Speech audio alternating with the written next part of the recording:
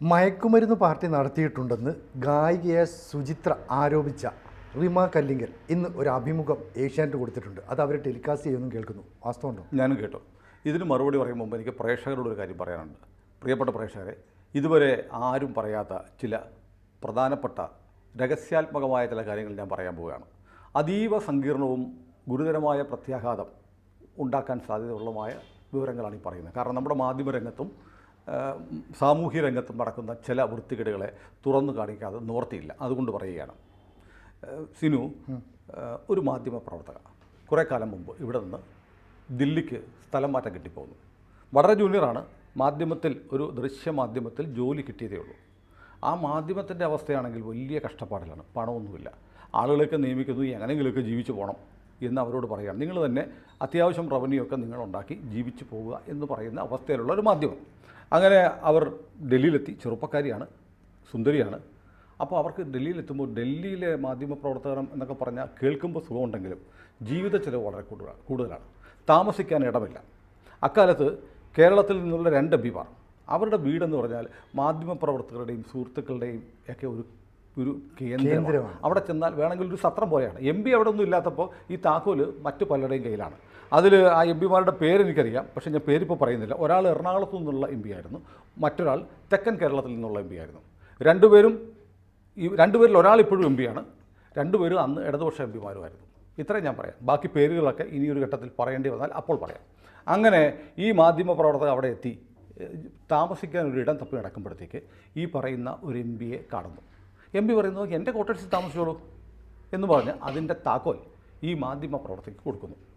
അപ്പോൾ ഇതിനു മുമ്പ് MP ഇല്ലാത്തപ്പോൾ മുതിർന്ന ദില്ലിയിലെ മാധ്യമപ്രവർത്തകരൊക്കെ കൂടുകയും അത്യാവശ്യം പാർട്ടികളും എൻജോയ്മെൻറ്റും ഒക്കെ നടത്തുന്ന സ്ഥലമായിരുന്നു. പക്ഷേ ഈ ജൂനിയർ മാധ്യമപ്രവർത്തകർക്ക് ഈ താക്കോൽ കിട്ടിയതിന് ശേഷം ഇത് അവരുടെ ഒരു പ്രൈവറ്റ് പ്രോപ്പർട്ടി പോലെയായി. കാരണം പാർലമെൻറ്റ് സമ്മേളനം കഴിഞ്ഞാൽ MP മിക്കവാറും നാട്ടിലാണ്, ഡൽഹിക്ക് പോകുന്നില്ല.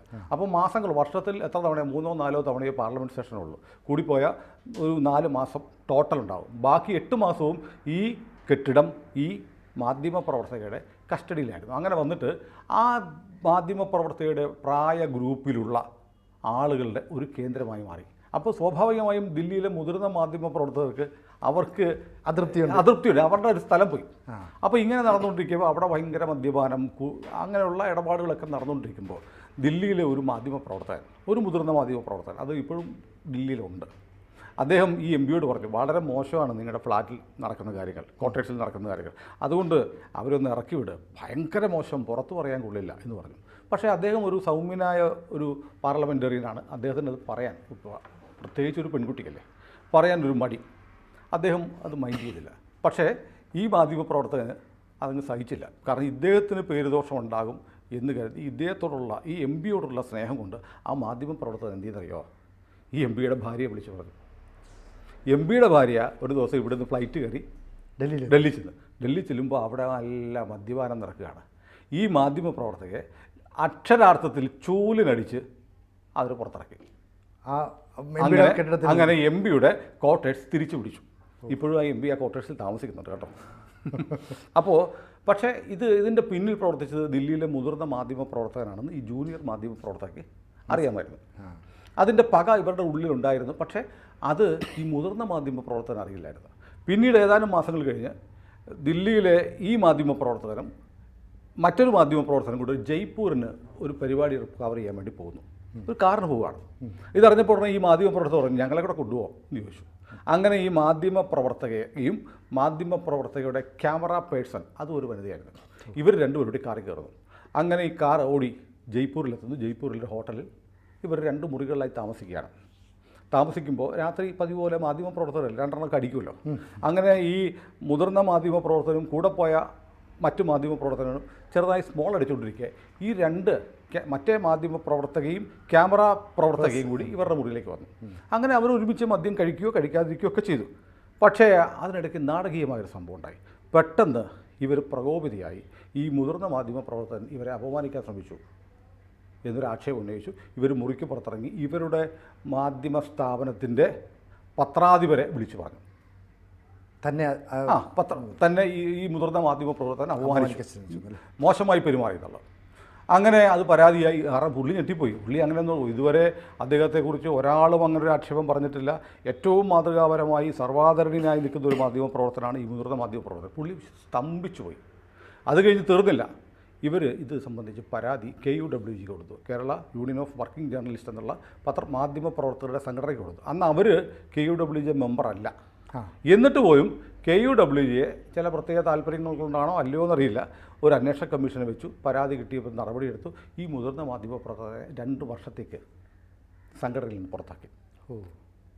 അപ്പോൾ ഇത് കഴിഞ്ഞിട്ട് ഈ മാധ്യമപ്രവർത്തക പിന്നീട് ആ ചാനലൊക്കെ വിട്ടു.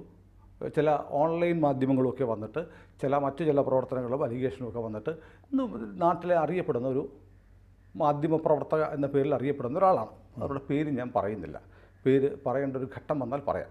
അപ്പോൾ ഏതായാലും ഈ മാധ്യമപ്രവർത്തക കേരളത്തിലെ മുഖ്യധാരാ മാധ്യമ സ്ഥാപനങ്ങളുമായിട്ടൊക്കെ വളരെ നല്ല ബന്ധമുള്ളവരാണ്. കാരണം അവർക്ക് അത്തരം ഒരു ഓർഗനൈസേഷനുണ്ട്. അതിനെ നയിക്കുന്നത് ഈ മാധ്യമപ്രവർത്തകർ അടങ്ങുന്ന ഒരു സംഘമാണ്. അതുകൊണ്ട് മാധ്യമപ്രവർത്തകർ, മാധ്യമ സ്ഥാപനങ്ങളുടെ മേധാവികൾ തുടങ്ങിയവരുമായിട്ടൊക്കെ വളരെ അടുത്ത ബന്ധമുള്ള ഒരു ദില്ലി ബേസ്ഡ് മാധ്യമപ്രവർത്തകയാണ്. അപ്പോൾ അവരെ ഈ പറഞ്ഞ പോലെ അവർക്ക് സ്വാധീനിക്കാൻ കഴിയാത്ത ഒരു മാധ്യമവും മലയാളത്തിലില്ല എന്ന് വേണമെങ്കിൽ പറയാം. കാരണം ഈ ലെഫ്റ്റ് ലിബറൽ ഇസ്ലാമിസ്റ്റ് ഗ്രൂപ്പുകൾ നയിക്കുന്നതാണ് നമ്മുടെ മാധ്യമ സ്ഥാപനങ്ങളിൽ ഭൂരിപക്ഷം എന്നറിയാമല്ലോ. അതുകൊണ്ട് തന്നെ ഈ ഒരു നെക്സസിൽപ്പെടുന്ന ആളായതുകൊണ്ട് ഇവർക്ക് ഏതു മാധ്യമ സ്ഥാപനങ്ങളെയും സ്വാധീനിക്കാനുള്ള കപ്പാസിറ്റി ഉണ്ട്. ഇപ്പോൾ ഇനി സിനു ചോദിച്ചതിൻ്റെ ഉത്തരം പറയാം. ഇന്ന് ഏഷ്യാനെറ്റിൽ സിന്ധു സൂര്യകുമാറിൻ്റെ അഭിമുഖമാണ് വരുന്നതെന്ന് എനിക്ക് തോന്നുന്നു. കാരണം അതിൻ്റെ പ്രമോയൊക്കെ വന്നു പോയി എന്ന് പറയുന്നു. സിന്ധു സൂര്യകുമാർ അഭിമാനപൂർവ്വം പറയുന്നുണ്ട്, റിമാ കല്ലിങ്കലിനെതിരെയുള്ള ആക്ഷേപം ഞങ്ങൾ കൊടുത്തില്ല എന്ന് പറഞ്ഞ് വ്യാപകമായ ആക്ഷേപങ്ങൾ വരുന്നുണ്ട്. പക്ഷേ കൊടുത്തില്ല എന്നതിൽ ഞങ്ങൾ അഭിമാനിക്കുന്നു. കാരണം അത് വിശ്വസനീയമല്ല. റിമയ്ക്കെതിരെ ഗായിക സുചിത്ര പറഞ്ഞ ആക്ഷേപം വിശ്വസനീയമല്ല എന്ന് ആര് തീരുമാനിച്ചു? സിന്ധു സൂര്യകുമാർ തീരുമാനിച്ചു. സിന്ധു സൂര്യകുമാറിന് അന്വേഷണ ഏജൻസി ഉണ്ടോ എന്ന് എനിക്കറിയില്ല. കേരളത്തിലെ ഒരു മാധ്യമ സ്ഥാപനത്തിനും സ്വന്തമായി അന്വേഷണ ഏജൻസികളില്ല. വേണമെങ്കിൽ അന്വേഷണാത്മക പത്രപ്രവർത്തകരുണ്ടെന്ന് പറയാം. സുചിത്ര ഈ ആക്ഷേപം ഉന്നയിച്ചത് 1-ാം തീയതി ഞായറാഴ്ചയാണ്. ഇന്നിപ്പോൾ 4-ാം തീയതിയാണ്. ഈ 4 ദിവസം കൊണ്ട് കേരളത്തിലെ ഏഷ്യാനെറ്റ് ഉൾപ്പെടെയുള്ള ഏതെങ്കിലും ഒരു മാധ്യമ സ്ഥാപനം സുചിത്രയുടെ ആക്ഷേപത്തെക്കുറിച്ച് അന്വേഷണം നടത്തിയിട്ടുണ്ടോ? അന്വേഷണം നടത്തിയതിൻ്റെ അടിസ്ഥാനത്തിൽ ലഭിച്ച വിവരങ്ങളുടെ അടിസ്ഥാനത്തിലാണോ സുചിത്രയുടെ പരാമർശങ്ങൾ വിശ്വാസയോഗ്യമല്ല എന്ന് പറഞ്ഞത് എന്നാണ് ഒന്നാമത്തെ ചോദ്യം. രണ്ടാമത്തെ ചോദ്യം, ഇതേപോലെ തന്നെയല്ലേ രഞ്ജിത്തിനെതിരെ ആക്ഷേപം വന്നത്, ജയസൂര്യക്കെതിരെ ആക്ഷേപം വന്നത്, മുകേഷിനെതിരെ വന്നത്, സിദ്ദിഖിനെതിരെ വന്നത്, എന്തിന് ഏറ്റവും മുതിർന്ന സംവിധായകനായ ഹരിഹരനെതിരെ വരെ ആക്ഷേപം വന്നു. ഇപ്പം നിവിൻ പോളിക്കെതിരെ വന്നു. ഇതെങ്ങനെ വിശ്വസിച്ചു? ഈ ആക്ഷേപം ഉന്നയിച്ച ആളുകളുടെ വിശ്വാസ്യത ഏതെങ്കിലും മാധ്യമം പരിശോധിച്ചിട്ടുണ്ടോ? ഇല്ല. അത് കിട്ടിയ വളരെ വാർത്തയാക്കി. പക്ഷേ റിമാ കല്ലിങ്കലിൻ്റെ കാര്യം വരുമ്പോൾ മാത്രം അത് വിശ്വാസ്യത ഇല്ല എന്ന് മാധ്യമ സ്ഥാപനങ്ങൾക്കും മാധ്യമ മേധാവികൾക്കും എക്സിക്യൂട്ടീവ് എഡിറ്റർമാർക്കും ബോധ്യപ്പെടുന്നു. എന്നിട്ട് അവർ ആ വാർത്ത കൊടുക്കാതിരിക്കുന്നത് എന്തോ മഹത്തായ കാര്യമാണെന്ന് പറയുന്നു. പ്രതിസ്ഥാനത്ത് അല്ലെങ്കിൽ ആരോപണ വിധേയ ആയി നിൽക്കുന്ന ആൾക്ക് തൻ്റെ ഭാഗം വിശദീകരിക്കാൻ അവസരം കൊടുക്കുന്നു. ഇതെന്ത് നീതിയാണ്? ജയസൂര്യക്ക് കിട്ടാത്ത നീതി, ഹരിഹരന് കിട്ടാത്ത നീതി, മുകേഷിന് കിട്ടാത്ത നീതി, രഞ്ജിത്തിന് കിട്ടാത്ത നീതി, സിദ്ദിഖിന് കിട്ടാത്ത നീതി എങ്ങനെ ഒരു നടിക്ക് കിട്ടുന്നു? റിമാ കല്ലിങ്കൽ നിരപരാധിയാണെങ്കിൽ അവരെ ക്രൂശിക്കാൻ പാടില്ല എന്ന് തന്നെയാണ് നമ്മുടെ അഭിപ്രായം. അവർക്കൊരു വനിത എന്ന് പരിഗണന കൊടുക്കുകയും വേണം. പക്ഷേ ഇത് ഗുരുതരമായ ആരോപണമാണ്. ഡ്രഗ്സ് പാർട്ടി നടത്തി എന്നാണ് പറയുന്നത്. ഡ്രഗ്സ് പാർട്ടികളിൽ പങ്കെടുക്കുന്നതുകൊണ്ട് അവരുടെ കരിയർ പോലും നഷ്ടപ്പെട്ടു എന്ന് പറഞ്ഞാൽ ഞാൻ മനസ്സിലാക്കുന്ന സുചിത്രയുടെ ആക്ഷേപം ശരിക്കും റിമാ കല്ലിങ്കലിനോട് സ്നേഹം കൊണ്ട് പറഞ്ഞാണെന്ന് ഞാൻ കരുതുന്നത്. സുചിത്രയുടെ സുഹൃത്തുക്കൾ വരെ ആ പാർട്ടിയിൽ പങ്കെടുത്തു ആ വിവരങ്ങളൊക്കെയാണ് എന്ന് പറയുന്നത്. അല്ല, അവരുടെ കരിയർ പോലെ നഷ്ടപ്പെട്ടു എന്ന് സുചിത്ര വിലപിക്കുകയാണ്. അപ്പോൾ യഥാർത്ഥത്തിൽ റിമാ കല്ലിങ്കലിനെ ഫേവർ ചെയ്യുന്ന ഒരു ഘടകം ആക്ഷേപത്തിലുണ്ട്. അപ്പോൾ റിമാ കല്ലിങ്കൽ ഈ പറയുന്ന ആക്ഷേപം, ഇതിനെതിരെ ഉണ്ടായിട്ടുള്ള ആക്ഷേപം വാസ്തവവിരുദ്ധമാണെങ്കിൽ സുചിത്രയ്ക്കെതിരെ കേസെടുക്കണം, നടപടിയെടുക്കണം, അവരെ അറസ്റ്റ് ചെയ്യണം, പറ്റിയാൽ തൂക്കിക്കൊല്ലണം, ഒരു തർക്കവുമില്ല. പക്ഷേ നമ്മുടെ മാധ്യമ സ്ഥാപനങ്ങൾ സ്വയം വിധികർത്താക്കളായി മാറുന്നത് എങ്ങനെയാണ്? അല്ലെങ്കിൽ 2 നീതി, മുകേഷിനില്ലാത്ത, ജയസൂര്യക്കില്ലാത്ത, രഞ്ജിത്തിനില്ലാത്ത, സിദ്ദിഖിനില്ലാത്ത, ഹരിഹരനില്ലാത്ത നീതി എങ്ങനെ റിമാ കല്ലിങ്കലിന് കിട്ടുന്നു? ഇവിടെയാണ് കാതലായ പ്രശ്നം. അത് മാത്രമല്ല, ഹേമ കമ്മിറ്റി റിപ്പോർട്ടിൽ 3 കമ്മിറ്റി അംഗങ്ങളും ഒരേപോലെ പരാമർശിച്ചിട്ടുള്ള ഐക്യപ്പെട്ടിട്ടുള്ള വസ്തുത ഡ്രഗ്സിൻ്റെ ഉപയോഗത്തെക്കുറിച്ചിട്ടാണ്. മലയാള സിനിമയിൽ ഡ്രഗ്സ് പിടിമുറുക്കിയിരിക്കുന്നു എന്ന ഭാഗം ഇന്ന് വരെ ഒരു ചാനലും ചർച്ചയ്ക്കെടുത്തിട്ടില്ല.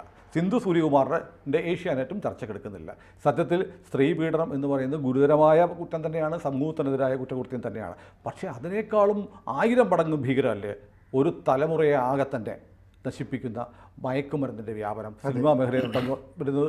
സിനിമാ മേഖലയിൽ ഇത് ഉണ്ടാവുകയും ഇതിനെ ഗ്ലോറിഫൈ ചെയ്യുന്ന സിനിമകൾ ഉണ്ടാവുകയും ചെയ്താൽ ഈ സമൂഹമാകെ നശിച്ചു പോകും. അതുകൊണ്ട് മയക്കുമരുന്നിനെതിരായ ഒരു പോരാട്ടം നടത്തേണ്ടത് ഈ കാലത്തിൻ്റെ ആവശ്യമാണ്, ചാനലുകളുടെ ബാധ്യതയാണ്, മാധ്യമപ്രവർത്തകരുടെ ഉത്തരവാദിത്വമാണ്.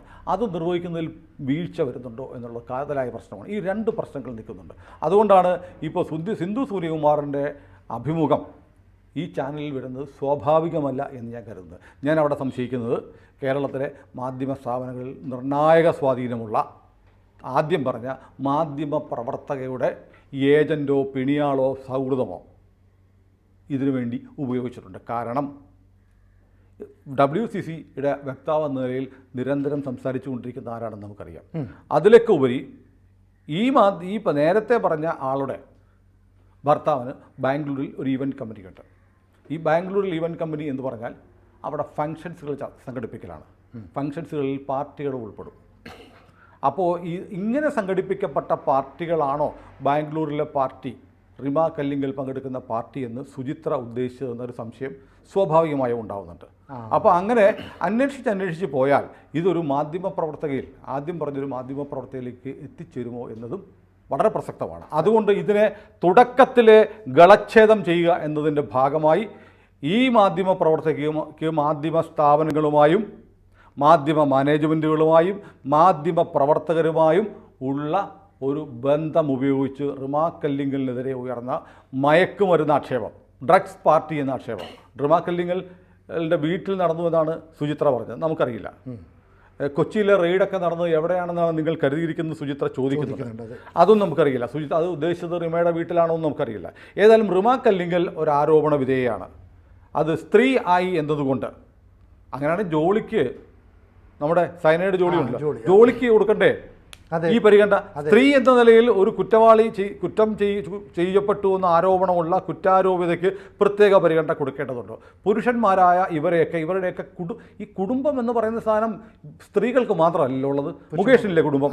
മുകേഷിന്റെ കുടുംബം പിന്നെ താറുമാറായി പോട്ടെ. സരിത വന്നിട്ട് ഇപ്പോൾ പറയുന്നത് നമ്മൾ കേട്ടു. സിദ്ദിഖിനില്ലേ, അവർക്ക് സമൂഹ ജീവിതമില്ലേ? രഞ്ജിത്തിനില്ലേ? വയോവൃദ്ധനായ ഹരിഹരനില്ലേ? ഇവരൊക്കെ നിരപരാധികളാണ് എന്നല്ല ഞാൻ പറയുന്നത്. ഇവരുടെയൊക്കെ ആക്ഷേപങ്ങൾ ശരിയായിരിക്കാം, അവരങ്ങനെ ചെയ്തിട്ടുണ്ടാവാം, അവർ അങ്ങനെ ചെയ്തിട്ടുണ്ടെങ്കിൽ ശിക്ഷിക്കപ്പെടേണ്ടത് തന്നെയാണ്. പക്ഷേ നമ്മളാരും കേട്ടിട്ടില്ലാത്ത നടികളാണെന്നൊക്കെ പറയുന്ന ചില ആളുകൾ, ചെറിയ വേഷത്തിലൊക്കെ മുഖം കാണിച്ച ആളുകൾ, ചെറിയ വേഷത്തിൽ മുഖം കാണിച്ചു എന്നതുകൊണ്ട് അവരെ പീഡിപ്പിക്കാം എന്നല്ല ഞാൻ പറയുന്നത്. അവരൊക്കെ കൊടുക്കുന്ന ആക്ഷേപങ്ങൾക്ക് ശരവ്യരായി നിൽക്കുന്നത് ജയസൂര്യയെ പോലെ, രഞ്ജിത്തിനെ പോലെ, ഹരിഹരനെ പോലെ, ഇപ്പോൾ നിവിൻ പോളിയെ പോലെ മലയാള സിനിമയിലെ ഒരു യുവതാരം, ഒരുപാട് ഭാവി ഇനി ബാക്കി നിൽക്കുന്ന ഒരു യുവതാരത്തിനെതിരെ വരെ ആക്ഷേപം വന്നിരിക്കുന്നു. അപ്പോൾ അവരുടെയൊക്കെ കരിയർ പോലും നശിപ്പിക്കുന്ന തരത്തിലേക്കുള്ള ഈ ആക്ഷേപങ്ങൾ ഉന്നയിച്ച ആളുകളുടെ ക്രെഡിബിലിറ്റി പരിശോധിക്കാതെ സുചിത്രയ്ക്ക് മാത്രം ക്രെഡിബിലിറ്റി ഇല്ല എന്ന് പറയുന്നത് അവിശ്വസനീയമാണ്. പ്രിയപ്പെട്ട കേരളത്തിലെ മാധ്യമ സുഹൃത്തുക്കളെ, ഇത് അനീതിയാണ്. ചേട്ടാ ഒരു കാര്യം ചോദിച്ചോട്ടെ, നേരത്തെ പറഞ്ഞ പോലെ ഈ ജോളിക്ക് ഒന്ന് തുറന്നു പറയാൻ അവസരം കിട്ടിയിരുന്നുവെങ്കിൽ ജോളിയും പറയുന്നത് ഞാൻ ഈ കുറ്റമൊന്നും ചെയ്തിട്ടില്ല എന്നായിരിക്കും പറയാ. ഇപ്പോഴും അവർ പറയുന്നത് ഞാൻ ആ കുറ്റം ചെയ്യുന്നില്ലെന്ന് ഇടയ്ക്കിടയ്ക്ക് മീഡിയ കാണുമ്പോൾ പറയുന്നുണ്ട്. അപ്പോൾ അതിന് സമാനമായ ഒരു തുറന്നു പറച്ചിലുള്ള അവസരമല്ല ഇപ്പോൾ ഇവിടെ ഒരുക്കി കൊടുക്കുന്നത്. അങ്ങനെ ഉണ്ടെങ്കിൽ നിങ്ങൾ എന്ത് ചെയ്യണം? ഈ പറഞ്ഞ പോലെ ഈ കുറ്റാരോപിതരായ ആരുടെ പേരെയും പരാതി വരുമ്പോൾ അതിൻ്റെ നിജസ്ഥിതി പരിശോധിച്ച് അത് കുറ്റകൃത്യം നടന്നിട്ടുണ്ടെന്ന് ബോധ്യപ്പെട്ടെങ്കിൽ മാത്രമേ വാർത്ത കൊടുക്കാവൂ. അതുവരെ വാർത്ത കൊടുക്കാതിരിക്കണം. അതാണോ മാധ്യമപ്രവർത്തനം? അല്ല. മാധ്യമപ്രവർത്തനം നമ്മളൊക്കെ പഠിച്ചിരിക്കുന്നത് നമുക്കൊരു സോഴ്സിൽ നിന്ന് വിവരം കിട്ടുമ്പോൾ നമ്മൾ റിപ്പോർട്ട് ചെയ്യും. റിപ്പോർട്ട് ചെയ്തിട്ട് അത് എല്ലാ വാർത്തകളും കിട്ടുമ്പോൾ, ഇപ്പോൾ മുഖ്യമന്ത്രി പിണറായി വിജയനെതിരെ എത്ര വാർത്തകൾ കൊടുത്തിട്ടുണ്ട്? ഏഷ്യാനെറ്റ് ഉൾപ്പെടെയുള്ള മലയാളത്തിലെ മാധ്യമങ്ങളെല്ലാം കൊടുത്തിട്ടില്ലേ? പിണറായിയെ പോലെ ആക്രമിക്കപ്പെട്ട ഒരു രാഷ്ട്രീയ നേതാവ് വേറെ ആരുണ്ട്? ഇപ്പോൾ പി ശശിയെക്കുറിച്ച് പറയുന്നു. ശശിക്കെതിരെ, ശശിയാണ് കേരളത്തിലെ അധികാരം കൈയാളുന്നത്, എല്ലാ അവിഹിതമായ കാര്യങ്ങളും ചെയ്യുന്നത് ശശിയാണെന്ന് പറയുന്ന ഈ ചാനലുകൾക്ക് ശശിക്കെതിരെ എന്ത് തെളിവുണ്ട്? അതെ. MR അജിത് കുമാറിനെതിരെ അൻവർ പറഞ്ഞ ആക്ഷേപങ്ങൾ മാത്രം വെച്ചിട്ടാണ് ഈ ആക്രമണം മുഴുവൻ നടന്നത്. സൂപ്പർ DGP എന്ന് പറഞ്ഞു. 12,000 സ്ക്വയർ ഫീറ്റ് ഉള്ള കൊട്ടാരം എന്ന് പറഞ്ഞു. 12,000 സ്ക്വയർ ഫീറ്റ് ഒന്നും ഇല്ലല്ലോ. 4,000 സ്ക്വയർ ഫീറ്റ് 5,000 സ്ക്വയർ ഫീറ്റ് ഒക്കെ അത്യാവശ്യം ശേഷിയുള്ള ഒരാൾക്കൊക്കെ ഉണ്ടാക്കാം. അജിത് കുമാർ തെറ്റ് ചെയ്തിട്ടുണ്ടെങ്കിൽ അജിത് കുമാറിനെ ശിക്ഷിക്കണം. എങ്ങനെയാ അജിത് കുമാർ? പക്ഷേ അജിത് കുമാർ വീട് വെക്കാൻ പാടില്ലെന്നുണ്ടോ? അയാളുടെ ഭാര്യയുടെയും അയാളുടെയും പേരിൽ വസ്തു വാങ്ങുന്നു, വീട് വെക്കുന്നു. അതിനുള്ള പണം അജിത് കുമാറിന് തൻ്റെ നോൺ സോഴ്സിൽ നിന്ന് കിട്ടുന്ന വരുമാനത്തിൽ കൂടുതലാണെങ്കിൽ വിജിലൻസ് അന്വേഷിക്കണം. അതെ, അതിനുള്ള സംവിധാനം, അതിനുള്ള മെക്കാനിസം മാധ്യമങ്ങളുടെ കയ്യിലുണ്ടോ? ഇല്ല. അപ്പോൾ MR അജിത് കുമാറിനെ നിങ്ങൾ വേട്ടയാടുന്നത് എന്തിനാണ്? P ശശി എന്തിനാണ് വേട്ടയാടുന്നത്? എന്ത് തെളിവാണ് മാധ്യമങ്ങളുടെ പക്കലുള്ളത്?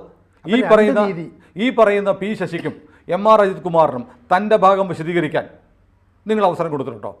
അവരുടെ ഭാഗത്ത് തെളിവ്, ഈ പറയുന്ന ആക്ഷേപങ്ങൾ അവർ ചെയ്തിട്ടുണ്ടെന്ന് ബോധ്യം വരാതെ ഞങ്ങൾ വാർത്ത കൊടുക്കില്ല എന്ന നിലപാട് മാധ്യമങ്ങൾ എടുത്തിട്ടുണ്ടോ? അപ്പോൾ എന്തുകൊണ്ടാണ് മയക്കുമരുന്ന് എന്ന് പറയുമ്പോൾ മാധ്യമങ്ങൾക്ക് ചില വല്ലാത്ത സ്നേഹവും വല്ലാത്ത ഹാലിളക്കവും വാർത്ത മുക്കലുമൊക്കെ ഉണ്ടാകുന്നത്? ഇത് വളരെ ഗുരുതരമായ കാര്യമാണ്.